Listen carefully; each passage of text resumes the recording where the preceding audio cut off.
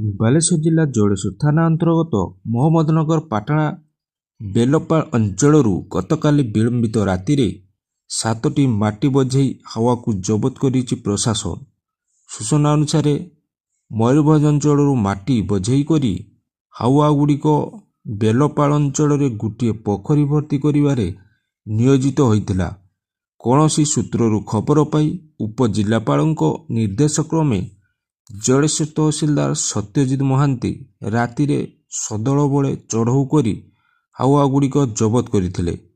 ପରେ ପୋଲିସ ପ୍ରଶାସନ ଜରିଆରେ ହାୱାଗୁଡ଼ିକୁ ଥାନା ପରିସରକୁ ଅଣାଯାଇଥିବା ବେଳେ ମାଟି ପରିବହନ ବୈଧ କାଗଜପତ୍ର ଯାଞ୍ଚ ପରେ କାର୍ଯ୍ୟାନୁଷ୍ଠାନ ନିଆଯିବ ବୋଲି ଶ୍ରୀ ମହାନ୍ତି କହିଛନ୍ତି।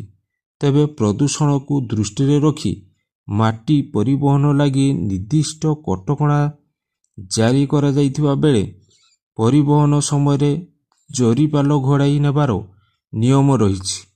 ମାତ୍ର ଜବତ ହାୱାଗୁଡ଼ିକ ନିୟମକୁ ଉଲ୍ଲଂଘନ କରିଥିବା ଦେଖିବାକୁ ମିଳିଛି।